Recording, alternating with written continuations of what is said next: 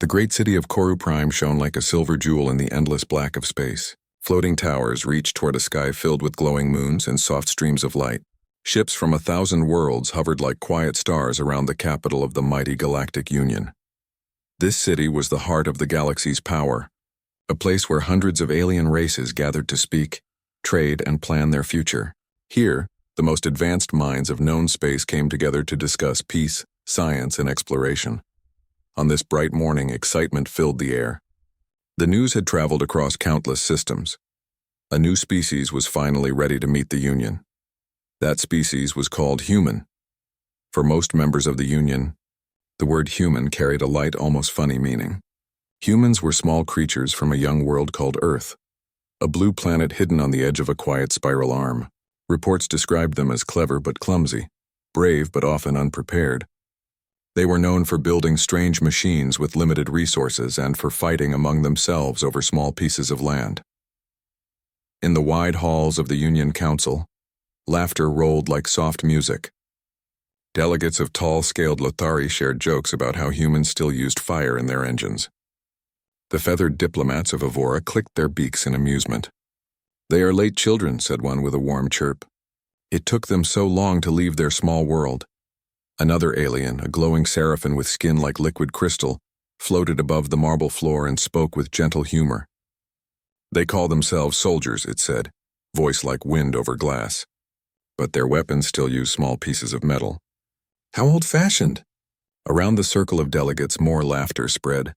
Some imagined these Earth creatures arriving in ships made of scrap, wearing heavy suits and breathing thick air. To the grand civilizations of the Union, humans seemed like curious beginners, bright and bold perhaps, but not dangerous. Yet not everyone joined the laughter. Among the crowd sat a quiet observer, Elder Kor of the Trellith, whose people had once nearly vanished in a war of survival. His large silver eyes watched the discussion without a smile. He remembered old reports from scouts who had watched Earth from far space. They spoke of humans who climbed icy mountains without aid, who crossed deadly seas in small wooden boats, who fought storms and rebuilt again and again.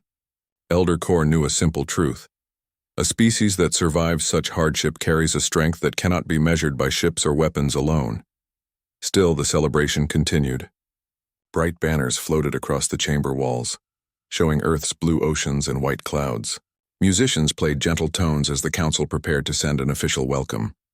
This was the way of the Union. Every new member was greeted with kindness, no matter how small or strange. Far away, on the very edge of the Union's star charts, the humans were making their own preparations. On Earth, cities glowed beneath a warm sun. Oceans stretched wide, carrying the scent of salt and promise. In a secret launch bay hidden beneath the snowy mountains of Alaska, the first official human delegation was training for the greatest journey in their history. General Mira Hayes stood at the center of the hangar, her boots echoing against the steel floor. She was a tall woman with calm eyes and a quiet strength that drew respect without a single shouted order. Around her, a team of carefully chosen soldiers moved through silent drills. They were not the largest army on Earth, nor did they carry the most powerful weapons. But they were something far more important. They were ready. Each soldier carried a different history. Sergeant David Cho had once climbed the highest peaks of the Himalayas without oxygen, teaching himself to breathe thin air. Pilot Renata Silva had survived a crash in the deep Amazon and guided her team through weeks of dangerous jungle. Engineer Marcus Reed had grown up in the burning deserts of Africa, where he learned to build machines that could endure heat and sandstorms. They came from every corner of Earth, shaped by different trials, but united by a single mission: to represent humanity with honor. General Mira walked between the lines, watching their movements with sharp eyes. "Remember," she said in a clear voice, "we go not as conquerors and not as beggars. We go as equals. The galaxy will judge us by our discipline. Every step, every word will speak for Earth." Her soldiers answered with a single nod. No cheers, no smiles, just quiet understanding. The ships waiting in the hangar gleamed under bright lights. They were not the fastest vessels in the galaxy, but they were built with a special kind of genius. Human engineers had studied the reports of alien technology and created something unique. The hulls were layered with adaptive alloys that could bend against pressure and absorb energy blasts. The engines used a mix of nuclear fusion and experimental gravity drives, designed to travel far without constant repair. The ships were small compared to the massive carriers of the Union, but every bolt and wire spoke of careful planning and relentless effort. As the final checks began, General Mira allowed herself a moment to look out of the hangar window. Above the mountains, the night sky shone with stars, each one a mystery waiting to be explored. Somewhere among those countless lights waited the Galactic Union, with its proud species and bright cities. She knew they would laugh at first. She expected it. Humans had faced laughter before. She thought of the long story of her people, of the ice ages where small bands of humans huddled around fire refusing to freeze, of the black plagues that swept across continents where survivors buried their dead and started again, of explorers who crossed endless oceans in fragile wooden ships guided only by the stars, of soldiers who held their ground against storms, hunger, and fear. Every challenge had shaped them. Every struggle had carved a deeper well of courage. This was the true power of Earth, not in weapons but in the human will to adapt and endure. Back in the halls of CorusCAT, the Council finished their preparations. A glowing sphere projected the path of Earth's approaching ships. Delegates murmured and smiled, planning speeches of gentle amusement. "Let them see our greatness," said an Avaran musician. "They will be amazed by our cities and our wisdom." Elder Kor remained silent. His silver eyes followed the moving lights of the human ships as they crossed the black void. He felt a small chill like the memory of a storm. The day of arrival drew near. Across the galaxy, broadcasts invited citizens to watch the first meeting. Children on distant moons painted pictures of funny little humans with round faces and clumsy hands. Merchants prepared souvenirs shaped like Earth animals. Laughter traveled faster than light, wrapping the name human in a soft blanket of jokes. But far out in the darkness, General Mira and her soldiers strapped into their seats. Engines hummed with quiet power. Hearts beat steady. There was no laughter inside the ship, only focus. "Launch sequence ready," said Engineer Reed, his voice calm. "Begin," General Mira ordered. The ship trembled, then leapt forward like a silent arrow. Stars stretched into bright lines as space itself bent around the engines. Behind them, Earth grew small, but the spirit of its people burned brighter than any sun. The galaxy expected a parade of harmless newcomers. Instead, it would meet a team forged by struggle and sharpened by history.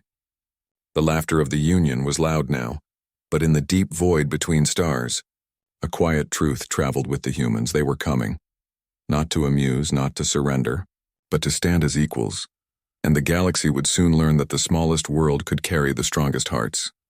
The day of Earth's first arrival had finally come. Across the shining city of CorusCAT, every street, every tower, and every wide bridge overflowed with curious life. From the misty oceans of Zephora to the crystal deserts of Trelith, visitors had traveled light years to witness the new species stepping into the great circle of civilizations. Holoscreens floated in the air, broadcasting the event to millions of planets. Children waved flags of their homeworlds while merchants sold glowing models of Earth's blue globe. Above the silver skyline, the stars shivered as a small cluster of lights appeared against the black of space. At first, they looked like nothing more than wandering specks, but the Union's long-range sensors quickly confirmed it. The lights belonged to the first human fleet. Inside the council hall, rows of alien delegates turned toward the massive viewing window. Conversations buzzed with quiet amusement. The humans were coming earlier than predicted. Their drive engines, though primitive in theory, seemed to have achieved a smooth and surprisingly fast journey. The tall, scaled Lothari ambassador let out a soft hiss of laughter. "They are eager, it seems. Perhaps they fear we might start the party without them." Feathered Avaran diplomats clicked their beaks and joined the joke. "Let them hurry. The sooner they land, the sooner we can measure how small their steps truly are." A gentle ripple of amusement spread through the chamber. Yet among the laughter, Elder Kor of the Trelith kept his silver eyes on the approaching lights. His long fingers tapped the arm of his chair in a slow rhythm. Something about the pattern of the human formation caught his attention. There was no sign of wasted motion.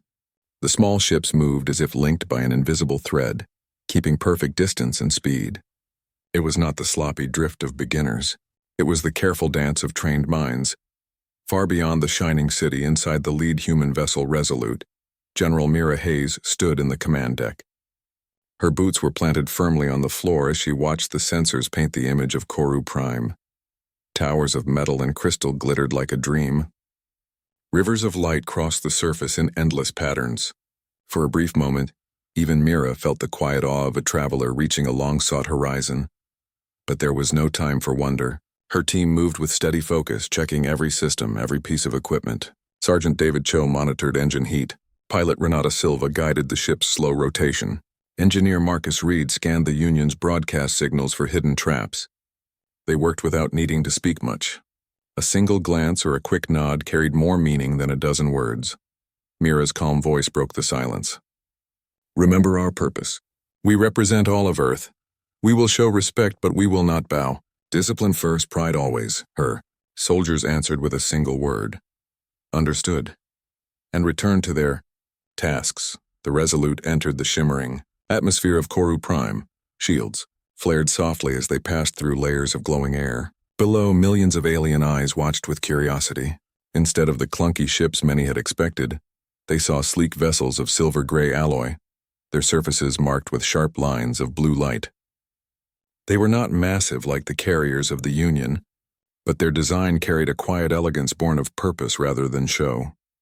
As the human fleet descended toward the landing platforms, the laughter in the council hall softened. Delegates leaned forward, studying every movement. The ships slowed with precise timing, engines dimming in perfect unison. Landing struts extended like the limbs of a single creature. Not a single spark escaped. Not a single motion looked unplanned. Ambassador Vereen of the Seraphim tilted her shining head. Interesting, she murmured, her voice like ringing glass. They move as one mind. On the main platform, a wide circle of polished stone waited for the first meeting. Bright banners of the Union floated above, glowing with colors of welcome. Rows of honor guards from various species stood ready to greet the newcomers. Their uniforms were works of art, heavy with decoration and jewels. A deep hum filled the air as the hatch of the Resolute opened. A ramp extended smoothly, releasing a cool breath of Earth-made atmosphere. For a heartbeat, the galaxy seemed to hold its breath. Then the humans appeared. General Mira Hayes stepped forward first. She wore a simple uniform of dark gray with a single silver emblem on her chest, the mark of Earth. Her helmet rested under her arm, revealing sharp eyes and a calm face. Behind her came 12 soldiers in matching suits, each moving in perfect formation. Their armor carried no bright colors, no needless ornament. Instead, it was shaped for speed and strength. Every plate built for real use. The Union guards, dressed in glittering ceremonial layers, suddenly looked overdressed beside the quiet strength of the human team. Mira's boots touched the stone with a soft echo. Her soldiers followed, their steps perfectly timed. Not one looked left or right. They scanned the crowd with steady eyes, noticing exits, guard placements, and the subtle signs of hidden machinery. It was the gaze of people who had trained not only for ceremony, but for survival. The watching crowd felt the change at once.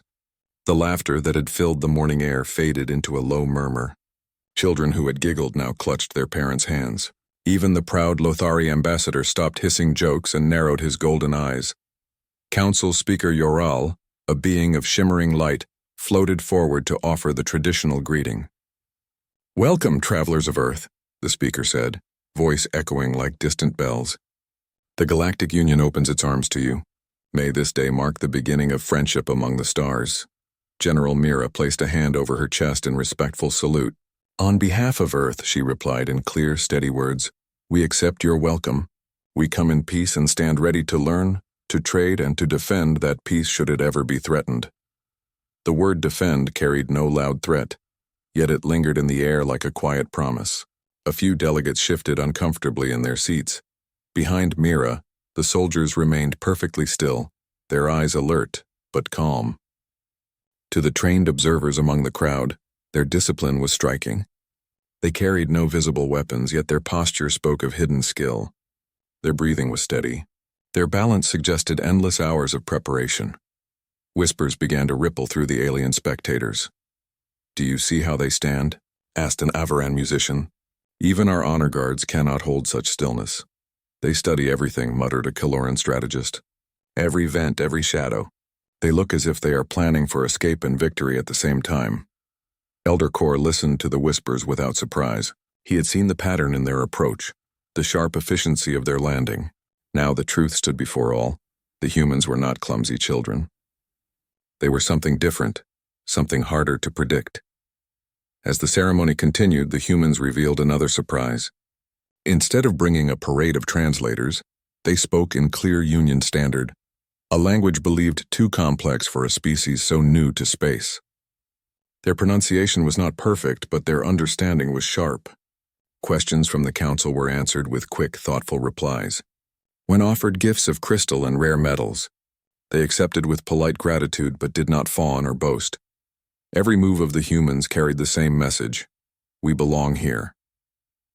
Above the platform, cameras floated to capture every detail. Across the galaxy, billions watched the broadcast with growing curiosity. The humans were smaller than many imagined, but their presence filled the space as if they carried invisible armor. Messages began to flash across the Union's interstellar network. Who trained them? Why are they so calm? Are these the same creatures we mocked? Back on the platform, General Mira exchanged a final salute with the council speaker. The first meeting ended without a single misstep. As the humans turned to leave, their formation remained tight, every movement sharp as a blade. The laughter that had welcomed them was gone. In its place grew a quiet respect and a seed of something else. It was not fear, not yet, but it was the first shadow of understanding. The galaxy had expected clumsy newcomers. What they had received was a team of soldiers who carried the weight of a world and the discipline of a species shaped by endless struggle. As the human ships lifted gently from the platform to begin their guided tour of the city, Elder Kor allowed himself a slow breath. He had felt this before, long ago, when his own people first faced a power they did not understand. They do not come to entertain, he whispered to himself. They come to endure. Above the silver towers of CosmicAdventures, the quiet engines of Earth's fleet glowed like patient stars. The day of laughter was over. Something stronger had taken its place, and the galaxy, though it did not yet know the word, had just begun to feel respect. The second day of Earth's visit began with a strange kind of quiet. The city of CosmicAdventures, which had celebrated with fireworks and music the night before, now held a softer mood. Across its shining bridges and glass towers, citizens whispered about the humans who had landed among them. The first meeting had been polite and peaceful, but something about the visitors remained unsettling. They were small compared to the giant Lothari, fragile compared to the crystal Seraphim, and yet they walked with the steady calm of seasoned explorers. The Galactic Union had prepared a traditional event for this morning, a harmless challenge. Known as the Peace Drill, it was a friendly game played with every new species that entered the Union. The purpose was to test teamwork and quick thinking in a safe environment. Usually it was a time of laughter and good-natured mistakes. New members often stumbled through the drill, learning the value of cooperation while entertaining the watching crowd. Council Speaker Yorl floated above the platform and addressed the assembly. Today, our honored guests from Earth will join the peace drill. May this exercise bring understanding and joy to all who witness it. The words echoed across the giant arena where the drill would take place. The structure was a marvel of shifting platforms, glowing barriers, and moving walls. It looked like a giant maze made of light and steel. Hidden inside were dozens of surprise traps. Nothing deadly, only sudden changes of direction, harmless energy fields, and floating puzzles that required quick problem-solving. Teams from different species competed for fun, but few ever reached the finish in less than 30 minutes. The record held by the agile Avarans was 24 minutes.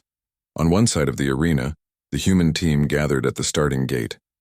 General Mira Hayes stood in front, helmet clipped under her arm. Behind her, Sergeant David Cho, pilot Renata Silva, engineer Marcus Reed, and 8 other soldiers waited in silence. Their gray armor reflected the soft lights of the arena, their faces calm and unreadable. In the stands, thousands of aliens leaned forward, ready for amusement. "Watch how they stumble," a Lothari warrior whispered to his friend. "Their legs are too short for the shifting steps." An Avaran musician clicked his beak. "They will panic when the walls move. They will call for help before the halfway mark." But Elder Kor, seated near the council floor, only narrowed his silver eyes. He remembered the precision of the human landing and the quiet strength in their first greeting. He did not expect panic, A deep tone rang through the arena. The drill had begun. The first barrier rose, revealing a twisting path of sliding panels. Without hesitation, General Mira gave a quick hand signal. The humans moved as one. Their boots struck the floor in a perfect rhythm, each soldier adjusting speed and angle to match the shifting panels. Where other species often slipped or hesitated, the humans flowed like water, stepping from one moving platform to the next without a single stumble. The crowd murmured in surprise. "Did you see that?" whispered a Kelleran tactician. They predicted the panel movement before it even locked in place. The next stage unleashed a storm of floating orbs, each emitting harmless but blinding flashes of light. Most teams shielded their eyes and slowed their pace. The humans, however, closed their helmets and switched to infrared vision without breaking stride. They advanced in perfect formation, Sergeant Cho scanning for hidden openings while Marcus Reed adjusted their path to avoid energy bursts. General Mira's voice came through the team's internal channel. "Left corridor closing in 10 seconds. Adjust pattern Bravo." No one asked for details. Each soldier instantly shifted position, their steps matching the new formation like pieces of a well-practiced dance. The glowing walls tried to trap them, but the humans were already gone, slipping through a narrow gap a heartbeat before it sealed. Gasps rippled through the stands. The Avaran record holder tilted his feathered head in disbelief. "Impossible," he muttered. They should not know the pattern that quickly. The third stage tested cooperation. Floating cubes emitted high-frequency tones that triggered random doorways. The team had to find the correct sequence to unlock the path forward. Many species failed here, spending long minutes arguing over which cube to strike first. The humans needed only seconds. Engineer Reed quickly mapped the sound patterns while Pilot Silva identified the power nodes. With a shorthand signal from Mira, the soldiers struck the cubes in perfect order. The doorways opened before the audience even realized what had happened. The timer above the arena flashed their progress, far ahead of any previous team. The laughter that usually filled this event had turned to silence. The final stage was designed to test emotional control.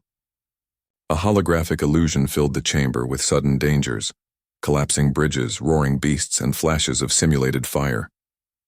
Many teams slowed here, their hearts racing even though they knew it was not real. The humans did not slow. Their breathing remained steady. Their steps never wavered. They moved across the collapsing bridge as if walking a calm hallway, trusting their calculations more than their eyes. When a massive beast roared from the shadows, they ignored it completely, focusing only on the exit. General Mira was the last to step through the final gate. A clear chime filled the arena, signaling completion. The timer froze at 13 minutes and 12 seconds, nearly half the previous record. For a heartbeat, the arena was silent. Then the crowd erupted, not with laughter, but with a wave of shocked voices. "They broke the record by more than 10 minutes, a Kelleran strategist exclaimed. "And they never stopped to talk," shouted an Avaran child, eyes wide. On the council balcony, Speaker Yoral's glowing form flickered with surprise. "Humans," the speaker said slowly. "You have completed the peace drill in a time never before seen. Your coordination is remarkable." General Mira offered a respectful salute. "Thank you, Speaker. We trained to face the unexpected." The drill was a worthy challenge. Her words were simple, but her tone carried the quiet strength of someone who had faced far worse. The council attempted polite applause, but the sound felt thin against the growing tension. Delegates exchanged uneasy glances. The peace drill was meant to entertain, not to reveal military skill. Yet the humans had turned it into a display of discipline and precision that no one could ignore. In the private council chamber that followed, discussions grew serious. "They reacted before the sensors even finished changing the maze," said a Kelleran analyst. "It was as if they could predict the future." "They share information without speaking," added a Seraphin scholar. No hesitation, no confusion. It is unsettling. Only Elder Core spoke with quiet certainty. "They are a people shaped by survival. When the universe throws danger at them, they do not freeze. They adapt, and they do it together." Outside, the citizens of Koru Prime filled the streets with endless questions. Holoscreens replayed every move of the human team. Children practiced the sharp hand signals they had seen General Mira use. Merchants began selling miniature human soldiers not as jokes but as symbols of admiration. In the human quarters, the soldiers removed their helmets and shared quiet nods. There were no cheers, no loud celebration, General Mira studied the recordings of the drill, her mind already moving to the next challenge. "We made an impression," Sergeant Cho said softly. Mira gave a small smile. "Impressions fade. What matters is what comes next." The team returned to silent preparation, polishing their armor and checking equipment. They understood that the drill was more than a game. It was a message to every watching world. Earth's soldiers were not only visitors. They were professionals, capable of reading patterns and surviving chaos with unshaken calm. That night across the galaxy, the Union's news networks carried a single headline: "Humans shatter peace drill record. Galaxy wonders at their discipline." On distant planets, leaders held quiet meetings. Some spoke of new alliances. Others whispered of caution. For the first time, the name human was not spoken with laughter but with thoughtful respect. And in the silent chamber of the Trelith embassy, Elder Kor looked up at the stars and felt the weight of a new reality. "The galaxy has welcomed them as children," he said to himself. But children do not move like that. Children do not see the future in shifting walls. These are not beginners. These are survivors. The peace drill had been a friendly game for countless ages. But on this day it became something more. The first clear signal that Earth's people, once dismissed as fragile newcomers, carried a strength that even the oldest civilizations had never truly faced. The laughter of the galaxy had faded. In its place grew a cautious silence, the kind that comes when the universe begins to understand that a new power has entered the stars. After the peace drill, the halls of the Galactic Union were quiet with thought. For the first time, the galaxy's oldest and most powerful species had been forced to reconsider the humans. Delegates spoke in hushed tones, reviewing every image, every data feed, every motion the humans had made. There was admiration, but more than that, there was curiosity tinged with caution. "Why are they so precise?" asked Ambassador Vereen of the Seraphim, her crystalline skin glowing softly. "Their speed, their coordination, it is unlike anything we have seen." "They are disciplined," replied the Caloran analyst, "but that alone cannot explain it.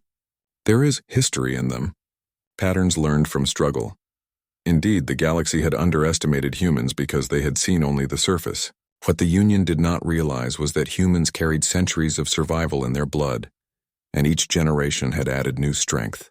Elder Kor, who had long watched history unfold, decided to help the Council understand. In a quiet chamber filled with holobooks and simulations, he began to present a record of Earth's past. "These are not a species born strong," he began.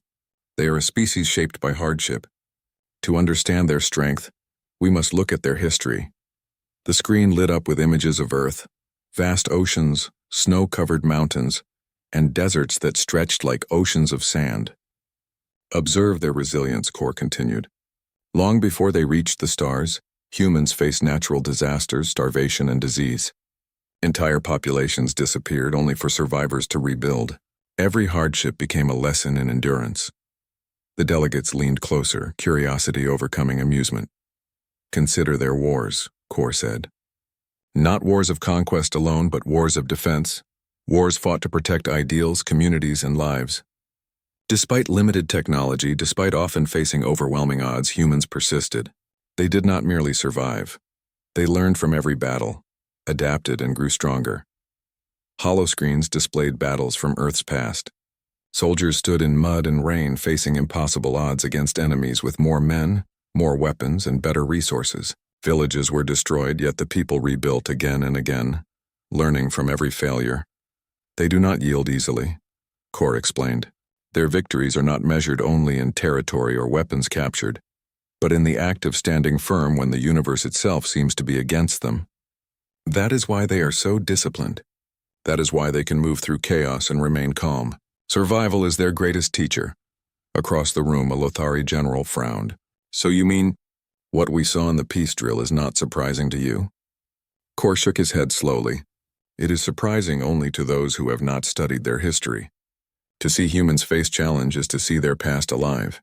Every step they take is a lesson learned over thousands of years. Every decision is influenced by centuries of adaptation." The Seraphim ambassador tilted her glowing head. "You suggest they are forged by hardship?" "Precisely," Kor said. "And that forging has created soldiers capable of feats beyond what our simulations can predict. They learn fast, act decisively, and adapt instantly. Their unity is not born from orders alone. It is born from experience, instinct, and trust in one another. Outside the chamber, the city of Prime seemed to hum with the same tension that filled the council. The citizens had begun to watch humans not as curiosities, but as something different. On the holoscreens, children tried to mimic their movements. Merchants printed miniature models of human soldiers, this time not as toys, but as figures of admiration. Scholars debated what it meant to face such a species. Meanwhile, the humans themselves remained quietly active. In their quarters, General Mira and her team studied reports from the Council's broadcasts. Every system they had observed, every sensor they had scanned was logged and analyzed. They were careful not to provoke fear, yet every action was designed to communicate discipline, strength, and readiness. Sergeant David Cho ran a small group exercise with the team. They moved through a simulated environment of shifting walls and hazards, practicing silent communication and reflex adaptation. "Remember," he said softly, "every challenge teaches you something new. Pay attention. Stay ready." Pilot Renata Silva reviewed the flight data from the city's atmosphere. Even the way the human ships had landed and aligned with the landing platforms was analyzed. "We are small," she said to Engineer Reed, "but we can be precise. That is our advantage. Every movement counts." Engineer Marcus Reed nodded. "They will watch us closely. We must show skill, but not arrogance. Strength without respect is not strength at all." Back in the council, the discussion of human history had deepened.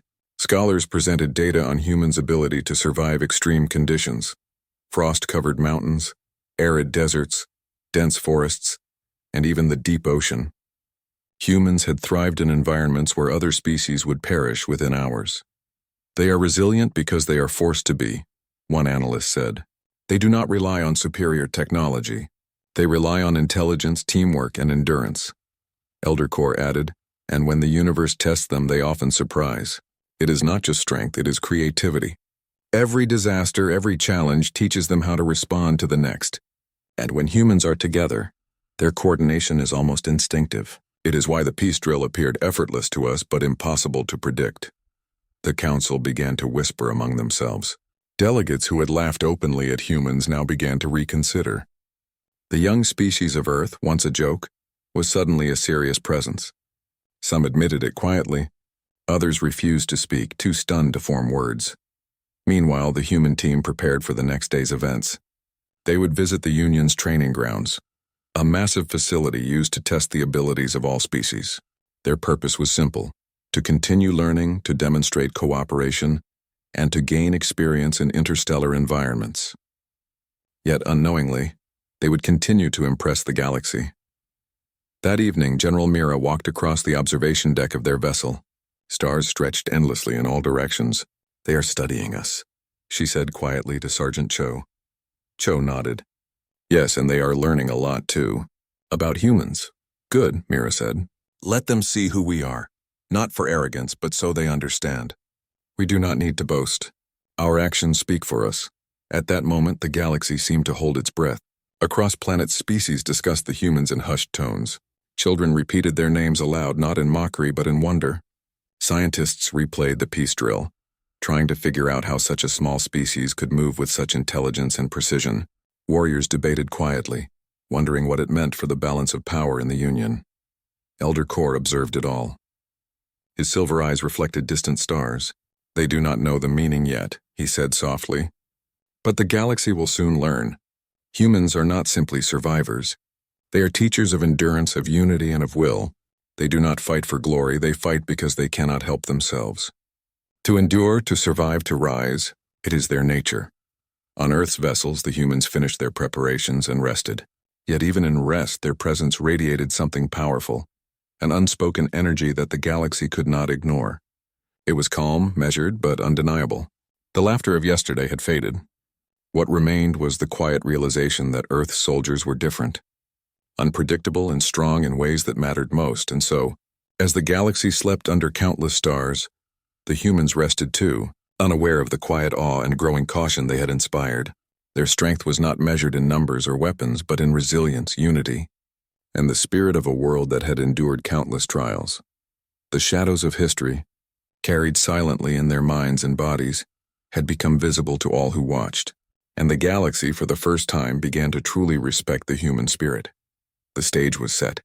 The laughter of the galaxy had faded into silence, replaced by a new understanding. Tomorrow would bring new challenges, but the story of humanity, shaped by the weight of survival, had already begun to leave its mark on the stars. The day had come for the final audience between the humans and the Galactic Union Council. The city of Prime was quiet yet tense, unlike the celebrations and curiosity of the previous days. Citizens from many worlds lined the floating streets and bridges to watch the humans once more. But this time, their amusement had faded. The galaxy had begun to sense something different in Earth's visitors. A quiet, disciplined strength that commanded respect, whether the observers liked it or not. Inside the council hall, rows of alien delegates waited. Many had adjusted their expectations after the peace drill and the study of human history. They had whispered for days, discussing the humans' precise movements, their teamwork, and their calm in the face of challenges. Some still remembered the laughter of the first moments, but now that laughter felt distant, almost naive. Elder Kor sat in his usual place, his silver eyes scanning the room. He could feel the weight of anticipation. They have come far, he whispered to himself, and the galaxy is only beginning to understand them. High above the platform, Council Speaker Yorl floated, shimmering with faint lights. His voice, calm yet firm, echoed across the great chamber. Delegates, citizens, and honored guests from Earth, today we meet to continue our dialogue. Let this be a moment of peace, understanding, and cooperation. The doors of the council hall opened and a hush fell over the room. All eyes turned toward the entrance. General Mira Hayes led the human delegation, walking steadily with soldiers behind her in perfect formation. Their steps echoed lightly on the polished floor. There were no cheers, no fanfare, only the quiet presence of disciplined soldiers who carried the weight of their world on their shoulders. The council members watched in surprise. The humans were not the awkward, uncertain creatures many had imagined. Instead, they exuded confidence without arrogance. Their eyes scanned the hall, noting exits, security placements, and positions of every observer. Their calm movements reminded everyone of the peace drill, alert, prepared, precise. Speaker Yoral greeted them formally. Welcome once again, travelers from Earth. You have impressed us with your skills and your discipline. We acknowledge your achievements and your cooperation. General Mira bowed slightly. Her voice, calm and measured, carried across the chamber. We thank the Galactic Union for its welcome. Earth comes in peace. We seek friendship, understanding, and mutual respect, but we are also ready to defend that peace if it is threatened. The council was silent for a moment. That one sentence had a weight that no display of weapons could match. There was no threat, only truth. And truth has a way of silencing even the most confident. A murmur spread across the delegates. The warlike Tharquin generals, known for their pride and fierce reputation, shifted uncomfortably. Even they could see the quiet authority in the humans' words. The Avarans, who often mocked smaller species, leaned forward with eyes wide, studying the soldiers' calm expressions. One Kaloran strategist whispered to a colleague, "Do you see how they stand? They carry no visible weapons, yet every movement is calculated. Every step is a message." Across the chamber, Elder Kor observed quietly. He had seen this before in other species long ago. But humans were different. Their strength came not from brute force, not from size or advanced technology, but from experience, endurance, and unity. Every human carried centuries of survival in their mind and body. And when they acted together, their power became greater than any individual. Mira gestured to her soldiers. They stood alert but relaxed, ready for orders without hesitation. It was a silent demonstration of skill and preparation. The council had expected beginners. Instead, they faced a team that could rival veterans from the galaxy's oldest and most trained militaries. Speaker Yoral cleared his throat, regaining composure. Delegates, let this be a lesson. These newcomers are not as they first appeared. The galaxy should not underestimate them.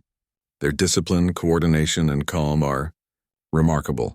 The chamber buzzed with quiet discussion. Leaders of many species exchanged glances. The humans had changed perceptions in a matter of days without even lifting a weapon. Their presence alone had rewritten expectations. Outside the hall, citizens watched on holoscreens. They saw humans standing firm, moving in unison, speaking with calm authority. The awe in the crowd was palpable. Children who had laughed at Earth's supposed clumsiness now whispered among themselves, repeating the humans' precise words and gestures. Merchants who had printed tiny figurines as jokes now displayed them as symbols of admiration. Back in the council, Elder Kor stood slowly. His voice was quiet but firm. Delegates, understand this. Humans do not fight for glory or conquest alone. They fight because survival is in their nature. Their history has forced them to endure, to adapt, and to rise from every challenge. When they stand together, their power is more than skill. It is instinct, experience, and trust combined. The chamber fell silent again. Even the most proud warriors of the Union realized that Kor was speaking the truth. Humans were a species unlike any other, a species that had survived impossible odds on a fragile world, and now, in the stars, they carried that strength with them. General Mira stepped forward again. "The galaxy has observed Earth for many years," she said. "You have seen our courage, our skill, and our will to endure. We do not seek conflict. We do not boast. We only act when necessary. But know this, Earth's people will not be underestimated, nor will we allow threats to go unanswered." Her words resonated like a quiet echo. They carried no anger, only certainty, and certainty has a power that even the largest fleets cannot match. A pause followed. Delegates studied the humans in new ways. They had mocked and laughed. They had expected weakness and hesitation. Now they saw something that could not be ignored.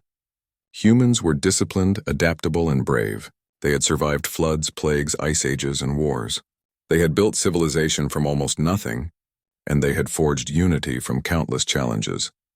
The galaxy realized something important. Humans were not to be trifled with. Speaker Yorl's voice finally broke the silence. "Let this meeting mark a turning point. The Galactic Union will treat Earth and its people with the respect deserved by their history, their courage, and their discipline. We welcome them as equals." Mira gave a respectful nod. The humans turned as one, leaving the platform in perfect formation. Every step was deliberate, every glance careful but calm. No one rushed, no one faltered. The audience followed them with awe. Outside the council hall, the streets of CorusCant were alive with discussion. Citizens and visitors debated what they had witnessed. Many still marveled at the humans' discipline. Many wondered how a species so small, so young in space, could inspire such quiet fear and deep respect. Across the galaxy, messages and transmissions reflected the same sentiment. Earth's people were no longer to be laughed at. Meanwhile, the human team returned to their vessel. Inside the Resolute, the soldiers removed their helmets and adjusted their gear. There were no celebrations, no fanfare. They did not need applause. They understood that their actions spoke louder than words. Sergeant David Cho spoke quietly. "They will remember us now, but we must continue to earn that respect." General Mira nodded. "Yes, strength is not a single display. It is consistent. It is earned, not assumed. Every mission, every step, every decision counts." Pilot Renata Silva smiled faintly.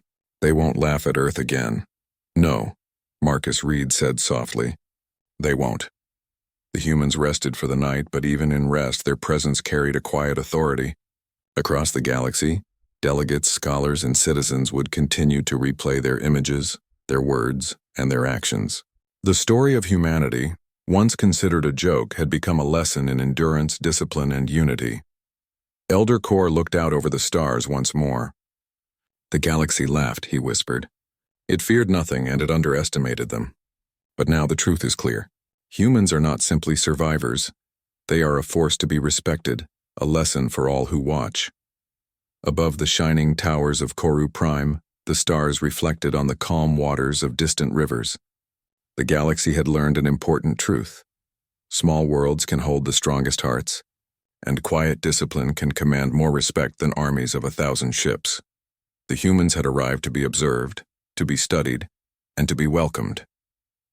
Yet by the simple strength of their presence, their calm precision, and the history they carried in every step, they had changed the galaxy forever, from laughter to fear, from amusement to respect. The story of Earth's soldiers had begun to echo through the stars. And the Galactic Union, for the first time, realized that the universe had underestimated a species that had survived every challenge it had faced, and would survive countless more. Together, as one, the day ended not with fireworks, but with quiet understanding. The galaxy had met Earth's people, and no one, not a single delegate, would ever look at humans the same way again. The laughter was gone. Respect remained, and the galaxy would never forget it.